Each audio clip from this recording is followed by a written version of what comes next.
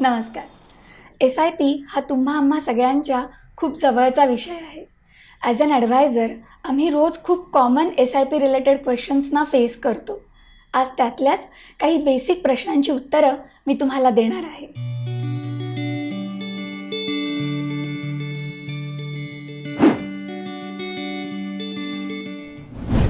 माझं नाव ऐश्वर्या गोडबोले. मी certified financial planar आहे. गेली 5 वर्षांहून अधिक मी आयडियल इन्व्हेस्टमेंट्समध्ये ॲज अ पार्टनर काम करते. आम्ही ज्या ॲसेट्स आत्ता मॅनेज करतो त्याची व्हॅल्यू 160 कोटींपेक्षा जास्त आहे आणि 1500हून अधिक आमचे क्लायंट्स आहेत. तर SIP म्हणजे काय? SIP म्हणजे सिस्टमॅटिक इन्व्हेस्टमेंट प्लॅन. याचाच अर्थ तुम्ही दर महिन्याला एका ठराविक दिवशी ठराविक अमाऊंट तुमच्या बँकेतनं म्युच्युअल फंडमध्ये इन्व्हेस्ट करता. ती अमाऊंट अगदी 500,000पासून कितीही मोठी असू शकते. त्यानंतर येणारा प्रश्न म्हणजे SIPची अमाऊंट किती असली पाहिजे आणि for what duration. Being an adviser आम्ही तुमच्या SIPला तुमच्या फायनान्शियल गोल्सबरोबर कनेक्ट करत असतो. तर आता तुमचे फायनान्शियल गोल्स कुठले, त्याचा पिरियड कुठला, त्याप्रमाणे तुमच्या SIPचा पिरियड डिसाईड होत असतो आणि त्याचप्रमाणे तुमच्या गोलच्या अमाऊंटनुसार तुमच्या SIPची अमाऊंटही डिसाईड होते. SIP सुरुवात करताना बरेचदा हा प्रश्न येतो की असेट क्लास कुठला आणि स्कीम कुठली. यामध्ये 2 ॲस्पेक्ट्स आहेत. जसं मी तुम्हाला सांगितलं की तुमच्या फायनान्शियल गोलबरोबर आम्ही तुमच्या SIPला कनेक्ट करतो.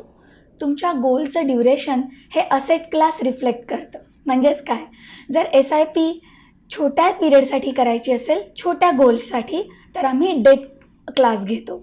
जर SIP मिड टर्म असेल तर आम्ही हायब्रिड घेतो. जर SIP लाँग टर्म असेल तर आम्ही इक्विटी घेतो.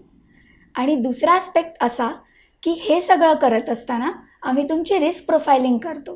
रिस्क प्रोफायलिंगमध्ये आम्हाला कळतं की 400-500 इक्विटी स्कीममधून नेमकी तुम्हाला कुठली स्कीम द्यायची. बरेचदा हेही लोकांना वाटतं की मी SIP तर सुरुवात करेन, पण काही कारणामुळे जर मला SIP बंद करायला लागली तर. घाबरू नका, ते पण खूप इझी आहे. विथ प्रायर इंटिमेशन तुम्ही ती कधीही बंद करू शकता. SIP इन केस स्टॉप करायला लागली तर मग त्या जमलेल्या कॉर्पसचं काय? त्याच्यात 2 प्रकार आहेत. तुम्हाला गरज असेल तर तुम्ही तो कॉर्पस विड्रॉ करू शकता आणि नसेल तर तो कॉर्पस तसाच इन्व्हेस्टेड ठेवा. काही वर्षांनी तो मार्केटबरोबर ग्रो होत जातो.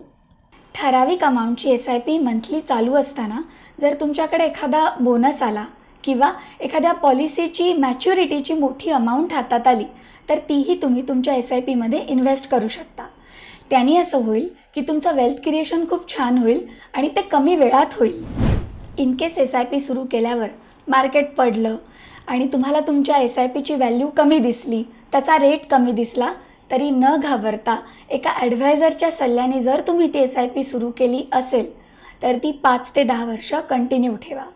कंपाऊंडिंग इंटरेस्टमुळे तुम्हाला मल्टिपल रिटर्न्स त्यात नक्की दिसून येतील. कंपाऊंडिंग इंटरेस्ट हा कन्सेप्ट समजण्यासाठी एक उदाहरण घेऊया.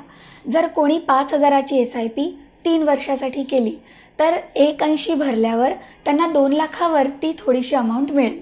पण हीच जर SIP सेम अमाऊंटची त्यांनी 15 वर्ष कंटिन्यू केली तर भरणारी अमाऊंट आहे 9 लाख आणि त्यांना जे रिटर्न्स मिळणार आहेत ते 30 लाखापेक्षाही खूप जास्त असतील. आणि हे पॉसिबल होतं फक्त कंपाऊंडिंग इंटरेस्टमुळे.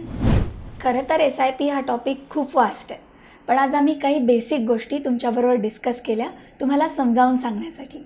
आय होप तुम्हाला हे क्लिअर झालं असेल. तुमचे अजून काही डाऊट्स असतील तर आम्हाला खाली दिल्या गेलेल्या नंबरवरती नक्की कॉन्टॅक्ट करा. धन्यवाद.